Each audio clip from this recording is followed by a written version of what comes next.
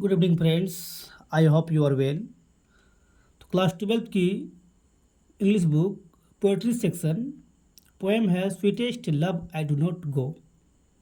इनका हम लोग समरी पढ़ेंगे। तो बिना देर किए हुए स्टार्ट करता हूँ। इन दिस पोएम, इस कविता में John Donne has described his noble impulse of love. इस कविता में जॉन डन एक नोबेल इम्पल्स ऑफ लव यानी प्रेयसी से बिछड़ने के बारे में वर्णन करता है। Presenting series cross logical arguments, once he says to his beloved that he wants to go apart from her for some times. कवि एक बार अपनी प्रेयसी से बिछुड़ना चाहता है, इसलिए नहीं कि उसे उससे भी ज़्यादा सुंदर हसीन प्रेमिका मिल गई है।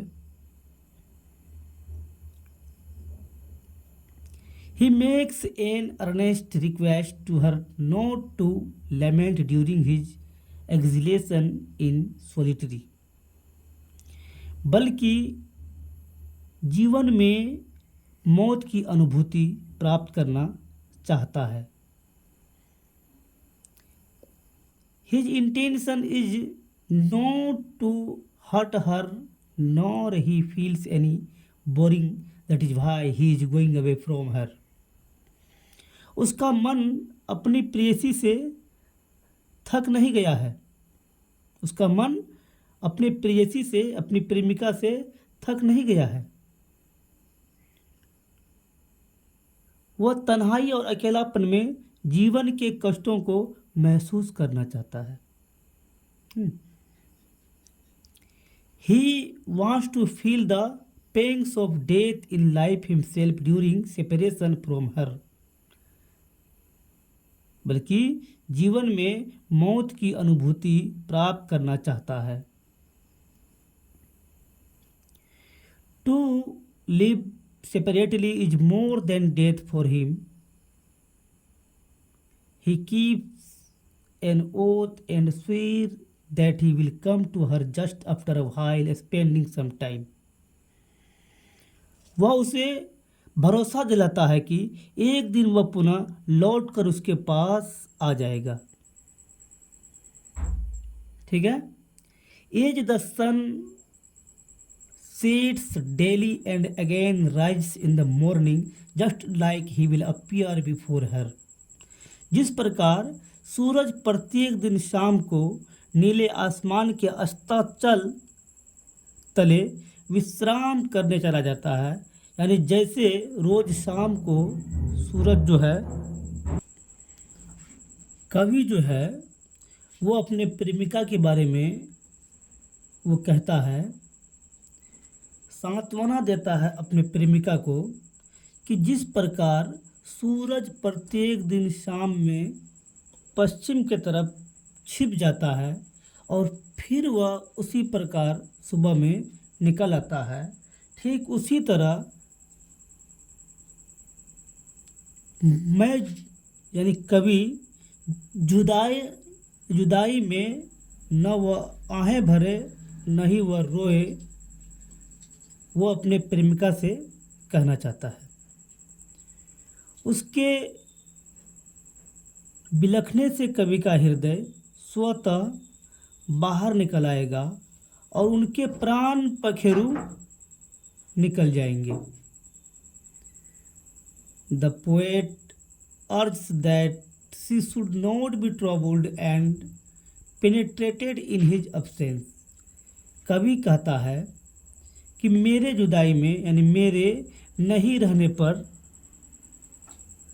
तुम्हें रोना धोना नहीं है, तुम्हें परेशान नहीं होना है। ठीक है, मैं जल्द ही वापस आ जाऊंगा। ही also consoles her by telling that she should neither bemoan nor weeping because the life span of the poet may change his life.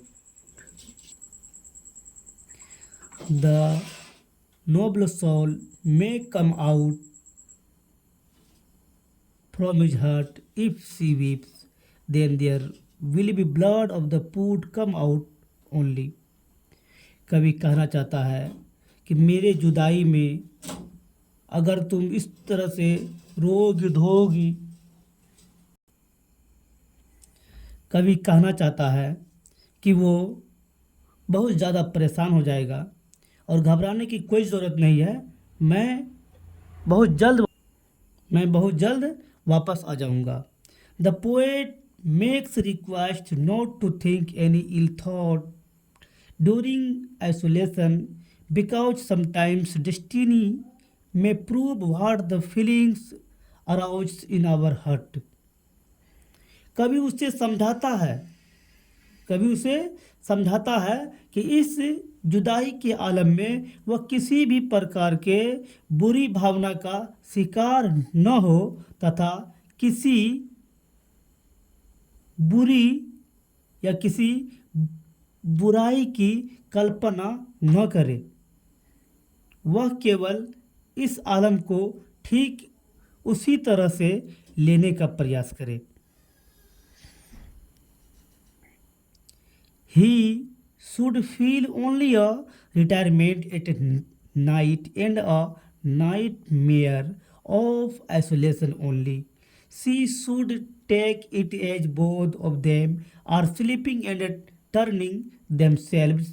Both of them are each other's life and it's beyond imagination to live apart. वह केवल इस आलम को ठीक उसी तरह से लेने का प्रयास करे जैसे रात के समय में, रात्रि की बेला में दो प्रेमी both of them are each others life. दो प्रेमी एक दूसरे के पास मगर करवट बदल कर सोते रहते हैं. ठीक कवि का दूर जाना ऐसा ही कुछ है. तो उम्मीद है कि आप लोग sweetest love I do not गो की समरी को अच्छी तरह से समझ लिए होंगे. इसी तरह से आप लोग मेरे वीडियो को वॉच करते रहें. इंशाअल्लाह मैं कोशिश करूँगा और बेहतर ढंग से समझाने की. वीडियो को देखने के लिए वेरी थैंक्स.